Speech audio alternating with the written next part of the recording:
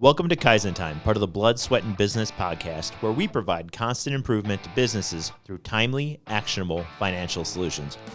Do you want answers to your financial questions? Email us at bsp@kaizencpas.com. I'm your host, Mark Valesky. Now let's get started. Welcome to another episode of Kaizen Time. I'm joined by Eric Jorn, a partner here at the firm. Eric, when you pull in a profit, where does it go? First off, what is profit? Because anything can be profit, right? A person can make a profit, business can make a profit, sure. Government can't make a profit. Well, they can. They just call it surplus, budget surplus, right? Oh, yeah. I don't hear that word a lot, I guess. Or net increase in assets or something along those lines. Never a profit. It's been a while since I looked at governmental accounting, and I don't want to look back. So you make a profit. Yep. And where does that money go? So it's one of the funniest things. One question we hear all the time from business owners, right? And hey, on paper, you guys had a great year. You made $100,000 in profit. Okay. They're like, what are you talking about? I have no money in the bank. Where is it? Or I got $10,000 in the bank. If I made that profit, where is my money? You'd think Where's if you my made profit? $100,000 in profit, you'd have $100,000 in the bank. Exactly. Yep. And you could, right? Theoretically, you could. But there's a difference between profit and cash flow. Okay. And that's... Does cash flow involve the profit? Because the cash is flowing into your business, right? Yep. So cash flow starts with profit. Okay. Right. So I made $100,000 in profit. So we start there. Right now I have all this money. What happens to it? Well, let me just take a quick stab. I'm betting some of that had to go to materials that were used to make it, right? To recoup that cost. Well, that's revenue and expenses, really? Right? So that's not included at all in the cash flow? Well, theoretically, right? From a very high level, right? I make sales. We bring in revenue dollars. I pay out expenses. Mm-hmm. There's cash outflow, inflow, outflow. Mm-hmm. At the end of the day, leaves profit. Oh. After that. But so now with that profit, right, we're going to do some other things with it. One of them just could be our accounting differences. So if I'm an accrual-based, if I do accrual-based accounting, I might be recognizing sales before I'm actually paid for those sales, meaning I have something called accounts receivable. Okay. So it could just be that I have profit sitting in my accounts receivable. I just haven't gotten paid for it yet. Maybe I've had to stock up on inventory because I expect a windfall of sales or orders. So maybe some of my profit's actually even just sitting in my inventory. Mm-hmm.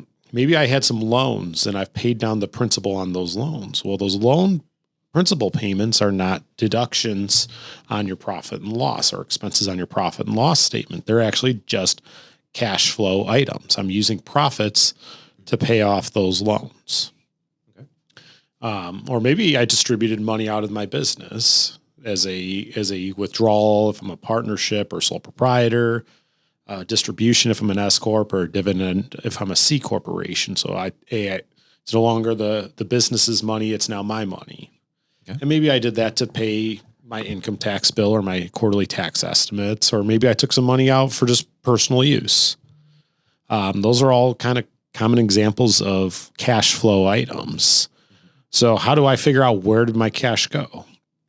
So again, which also in many ways is where's that profit? Or where did my profit go? Okay. Yep, exactly. So start with that profit number, right? And then I take my last closing balance sheet, which is normally going to be my December 31st of the prior year versus my current balance sheet. Mm-hmm. And then you're going to look at the movement of accounts. So my cash in the bank started at, $10,000 and I ended the year at $20,000. So we know now $10,000 of my profit's sitting in my cash account. Mm-hmm. My accounts receivables went from $5,000 to $10,000. So now I got $5,000. That's just, I haven't gotten paid yet. Mm-hmm. I made the profit, but I haven't gotten paid yet. Maybe my inventory went down by $5,000. So now I have an expense, but I paid the money out last year because it was sitting in my inventory. So now that's actually an increase in my cash flow because I have an expense. I generated profit using something I paid for in a prior year. Okay. So it's going to increase cash flow. Or I pay down my loans, right? Pay down the principal balance of my loan. My interest that I pay as part of my loan payment goes onto the profit and loss. That's an expense. That's called interest expense.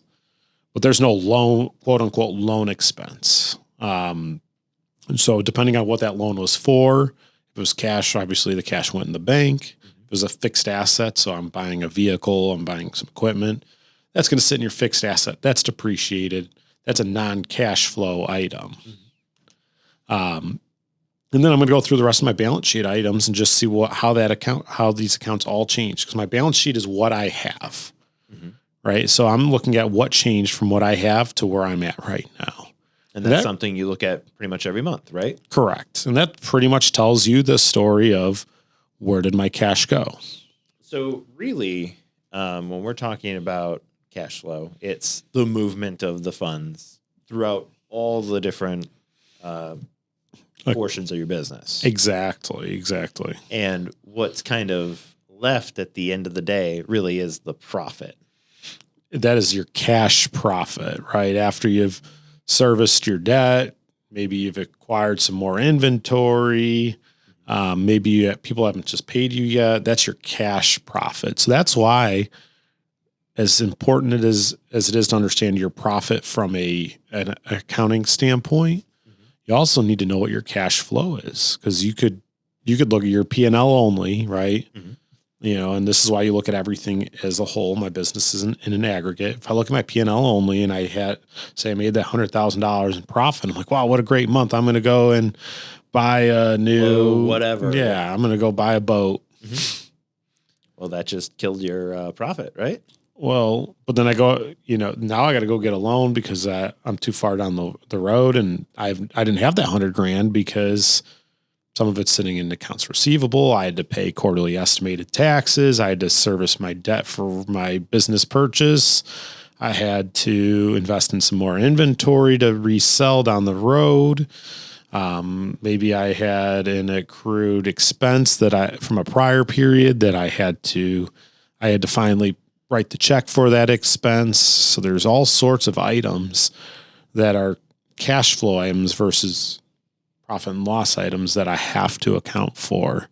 So one of the things we do on every time we go to review a financial statement every month for our client, when I see profit of X, I'm looking for that money movement to see where that profit went, right?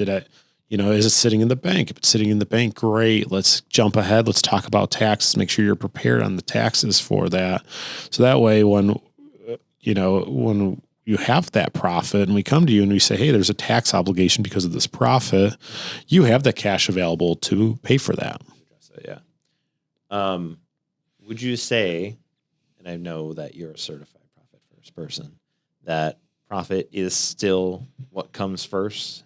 Is that how you guys still look at the numbers? So usually utilizing the profit first mentality is they use cash basis profit, not accrual basis profit. So in that program, you actually adjust to a cash flow model versus, because remember, it's not an accounting system. It's a cash management system. There's a sharp distinction. So that's why they use the bank account methods, right? Is everything goes into these different accounts, and that's based on cash inflow. It's not based on accrual based. Like if I didn't receive the deposit in my bank, I don't distribute it out in any of my profit first accounts. Very clever. Yeah. Cash management system. It takes the accrual basis analysis out of the equation. So now that we've talked all about profit and cash flow. Yep. Give me one kind of simple case study that you've seen. Somebody has come in with whatever amount of profit, and then what's the breakdown on kind of the cash flow, just in general? Yeah. So this is a story of I guess we'll call it persona type of the person who likes to pay no taxes, not efficient taxes, not the correct tax rate. They just want to pay no tax. They don't want to pay taxes, right? Okay. So what are they doing? Every year at the end of the year, they're going out and they're buying equipment on loans. Because they want to make no profit, right? They want to make no profit and pay no tax. Yep. Well, eventually, right, those debt service payments pile up big enough because I went out on loan because I bought all these vehicles on loans. And I used them up in 1 year, but I've depreciated them all in 1 year because I'm going to accelerate it because I don't want to pay any taxes.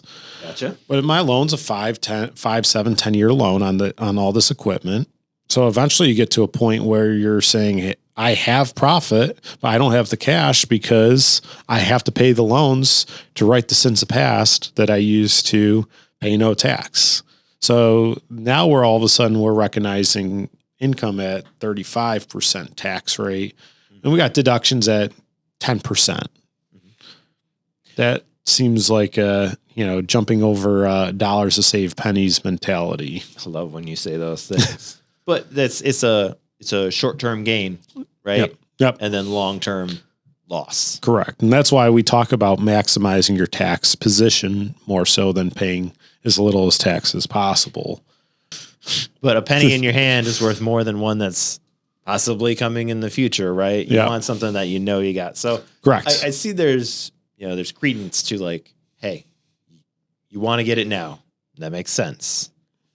But don't overdo it, I guess is what I'd say. Yeah. Keep an eye on your... You have to know your cash position flow. and cash flow to make those good decisions. So you can't just skip past your skip straight to your P&L, only look at that bottom line dollar. You actually have to look at that. And there's a reason why in our financial statement package and in our strategy sessions, we provide and we review with you the multi-period balance sheet to show your cash flow, to show that your cash position is either increasing with your profits or it's not. And where is that money then going? And we talk about that. And are you in a healthy position or are you overextending yourselves? All right, perfect. Anything else you want to add with profit and cash flow? Just spend the time, ask your accountant about it. If you don't understand, you listen to this podcast, you don't understand the concepts, have your accountant or even go in your QuickBooks yourself and take your profit and loss, that net income number, circle that, and then see where that number fits in your balance sheet change. You can even make your balance sheet go month by month by month, where you can see each month where that went versus where the profit is. So again, spend the time, look through the financials, ask your CPA to walk you through that if you don't understand what I'm talking about. Perfect. Thank you, Eric. Thank you. You've been listening to Kaizen Time, part of the Blood, Sweat, and Business podcast. If you like what you heard, subscribe and leave a 5-star review. This podcast has been brought to you by Kaizen CPAs Plus Advisors, providing advisory and accounting services to help you grow your business. Learn more at kaizencpas.com or email us at bsb@kaizencpas.com.